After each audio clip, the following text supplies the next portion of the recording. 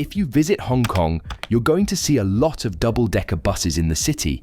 If you go to London, you'll see the same thing. You'll also notice British postboxes and many street and road names that are British. But isn't Hong Kong a city of China? If you look at a map, it looks like Hong Kong is a part of China. Let's say you're a US citizen and entered Hong Kong visa-free, then you decided to go to mainland China. You will need to apply for a visa. Hong Kong has its own passport, currency, government, and economic system. It doesn't look like it's a part of China, so how this country divided into two systems? It is a new day in Hong Kong. Gone are the British who ruled Hong Kong as a colony for 156 years, and in their place are the Chinese. Now, Hong Kong people are to run Hong Kong. That is the promise, and that is the unshakable destiny. We have no doubt that Hong Kong people can run Hong Kong, as the joint declaration promises.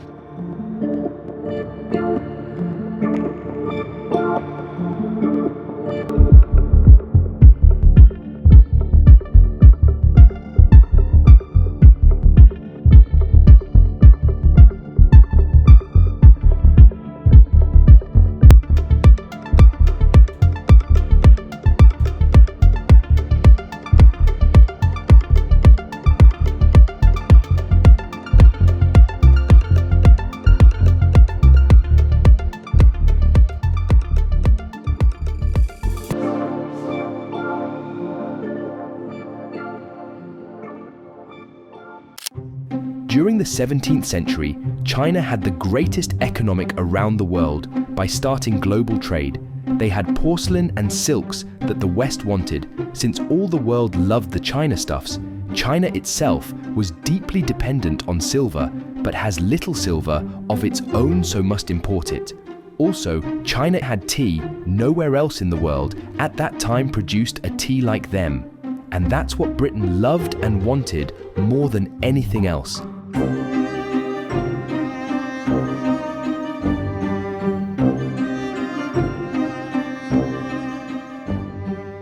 the early 18th century, China started trading with Britain.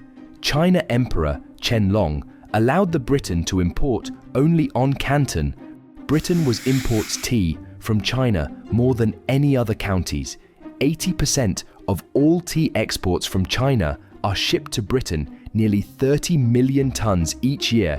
In exchange, silver into the China, Canton, become one of the wealthiest cities in the world. In the beginning of the 19th century, the Britain ran out of silver and they need to find another product to sell for China instead of silver. So they came up with a solution, a plant-based but illegal and addictive drug, opium.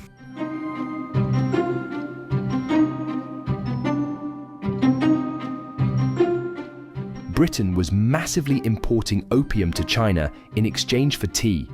Opium had a huge impact on the Chinese economy and society, so the Chinese emperor had to stop this illegal drug. They blocked the Pearl River and destroyed thousands of opium chests into the sea. This was taken as an insult by the British, and they started a war, the Opium War.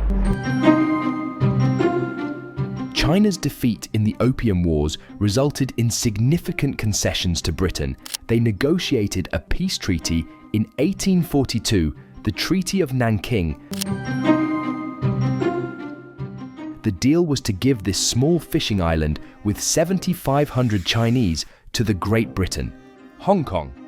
The British converted this island into a little piece of England, and the territory was further extended in 1989, when the British obtained a 99-year lease, means that they can keep Hong Kong for 99 years.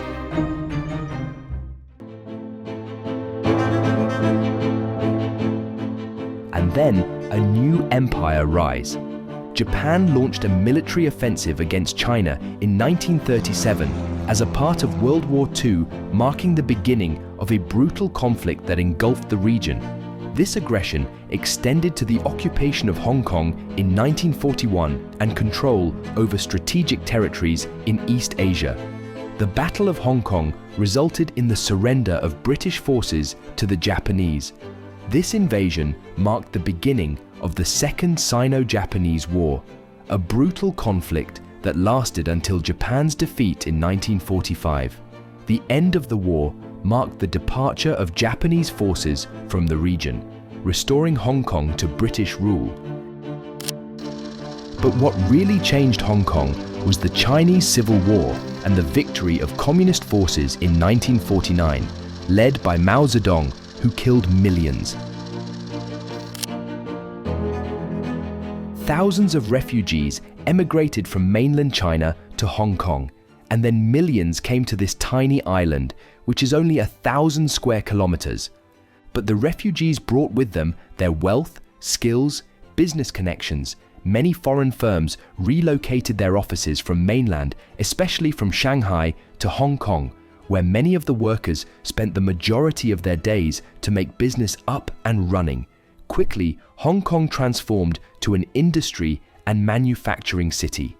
With all this economic growth in the Hong Kong, the British have to give it back to China after the expiration of their Treaty of Nanking Agreement. So in the 1982, the British Prime Minister, Margaret Thatcher, meet with Chinese leader Deng Xiaoping, and they came to this agreement that the Britain would give back Hong Kong, but these regions could retain their own economic and own government system and all their fundamental freedoms for 50 years. China agreed with the British condition and called this agreement One Country, Two Systems. We have got an agreement which is acceptable overwhelmingly to the people of Hong Kong. That agreement will extend into 50 years beyond 1997.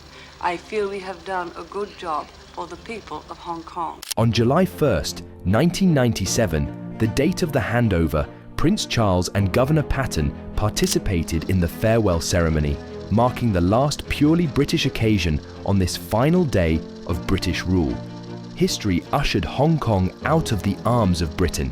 This event ended 156 years of British rule in the former colony with the lowering of the Union flag and the beginning of a new chapter, with the rising Hong Kong regional flag flying next to China.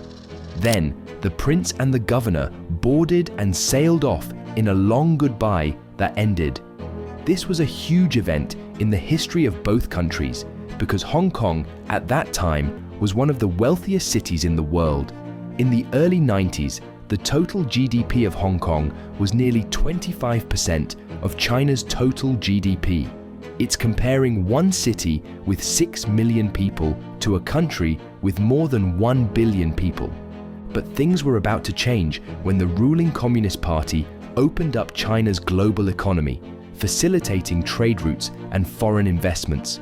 China experienced remarkable economic growth, transforming from a largely agrarian society to a global economic powerhouse. And China indeed became richer. The Hong Kong GDP reversed its trajectory, declining all the way from 25% to below 5%. This period witnessed China's emergence as the world's manufacturing hub and a major player in global trade and investment. As time goes on, when China promised they would stay out of the governing systems for next 50 years, was all about to change when Beijing's imposition of controversial national security laws and interference in Hong Kong's political affairs undermines the one country, two systems. In 2014, a series of street protests occurred in Hong Kong, main demand being a free election for Hong Kong's next leader. The Chinese government was attempting to control the election and dictate who could be the leader. In 2019, largest series of demonstrations in the history of Hong Kong, a larger protest took place. The trigger was the proposed legislation of the extradition bill, which led to 2 million people protesting on the streets. As the Chinese Communist Party's reach over Hong Kong increases day by day, many fear that 50-year promise to preserve Hong Kong's semi-autonomy from China until 2047 will not last long.